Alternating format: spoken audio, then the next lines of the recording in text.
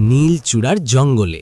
নীলচূড়া পাহাড়ের পাদদেশে এমন এক জঙ্গল ছিল যেখানে প্রবেশ করতে সাহস করত না গ্রামের কেউ, কারণ জঙ্গলের মাঝেই ছিল কালো পাথরের গুহা। আর সেই গুহাতেই থাকত দুই ভাই বোন দুষ্টু নাগনাগিনী, নাগরাজ নীলেশ আর নাগিনী তিলোত্তমা। তাদের দুষ্টুমির কথা চারদিকেই ছড়িয়ে পড়েছিল। কেউ বলতো তারা রাতে মানুষের খাবার চুরি করে, কেউ বলতো নদীর ঘাটে মাটির প্রদীপ নিভিয়ে রেখে হাসাহাসি করে, আবার অনেকে বলতো তারা মানুষের রূপ ধরে দুষ্টুমি করে বেড়ায়। কিন্তু সবার অজান্তে ছিল একটা সত্য, তারা দুষ্টু হলেও খারাপ ছিল না। তারা আসলে দুটি শিশু সাপ, যাদের শক্তি অনেক বেশি কিন্তু বয়স খুব কম, আর দুষ্টুমি করতে করতে বারবার বিপদ ডেকে আনে। এই যা একদিন ভোরবেলা গ্রামের লোকেরা দেখতে পেল ধানের গোলা ঘরের দরজা খুলে আছে আর ভেতরে ছড়িয়ে আছে ধান।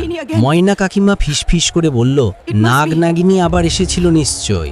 গোলাম চাচা ভয়ে পেয়ে বলল, আজকাল তাদের দুষ্টুমি বাড়ছে রে। গ্রামের সবাই সিদ্ধান্ত নিল পাহাড়ের গুহার কাছে কেউ যাবে না। কিন্তু গ্রামের বাচ্চাদের মধ্যে ছিল একজন সাহসী ছেলে, অর্ণব।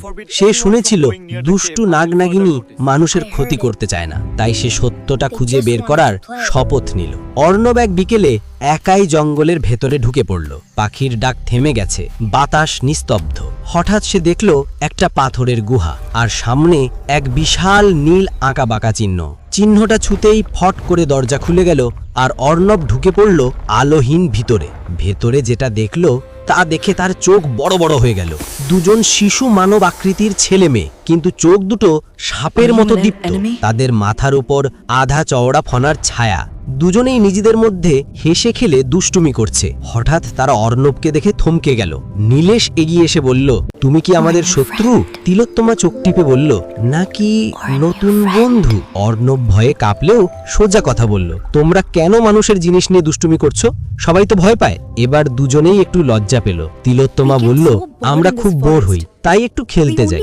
নীলেশ বলল, কিন্তু আমরা কাউকে আঘাত করি না। তাদের কথা শুনে অর্ণব বুঝল এরা দুষ্টুমি করলেও মনটা সোনার। ঠিক সেই সময় গুহার বাইরে ভয়াবহ শব্দ, ধাম ধাম ধাম।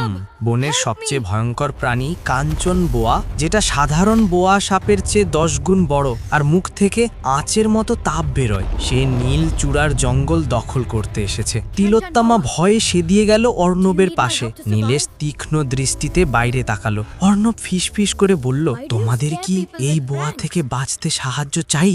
নীলেশ প্রথমে অবাক হলেও মাথা নাড়ল। মানুষের প্রতি তাদের যে অবিশ্বাস ছিল সেটা যেন প্রথমবার একটু নরম হলো। কাঞ্চন বোয়া গুহার মুখে এসে ফনা তোলে। মাটি ফেটে যায়, পাথর গলে যায় গরম শ্বাসে। নীলেশ ফনা তুলে লড়াই শুরু করলো। তিলোত্তমা তার লেজ দিয়ে বোয়াকে জড়িয়ে ধরার চেষ্টা করলো। অর্ণব গাছের পাশের গাছ থেকে লতা গাছ কেটে এনে বাঁধতে লাগলো। তিনজন মিলে বোয়া সাপকে ফাঁদে ফেললো। কাঞ্চন বোয়া ক্ষীণ হয়ে পড়লো আর ধীরে ধীরে জঙ্গলের গভীরে পালিয়ে গেল।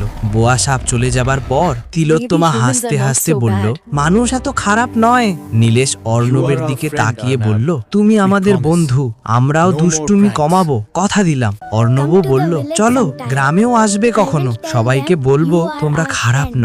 দুষ্টু নাগনাগিনী গর্বে বুক ফুলিয়ে হাসলো, কারণ সেই দিন থেকে তারা জঙ্গলকে রক্ষা করার প্রতিজ্ঞা করলো। নীলচূড়া জঙ্গল আর গ্রাম দু জায়গাতেই এখন শান্তি। রাতে কখনো হাওয়া কাঁপিয়ে যদি সিস করে সাপের শব্দ শোনা যায়, গ্রামের শিশুরা তখন বলে, ওটা নীলেশ আর তিলোত্তমা আমাদের রক্ষক। আর গাছের ডালে বসে অর্ণব চুপি চুপি হাসে, কারণ সে জানে দুষ্টুমি করলেও নাগনাগিনীর হৃদয়টা ঠিক মানুষের মতোই উষ্ণ।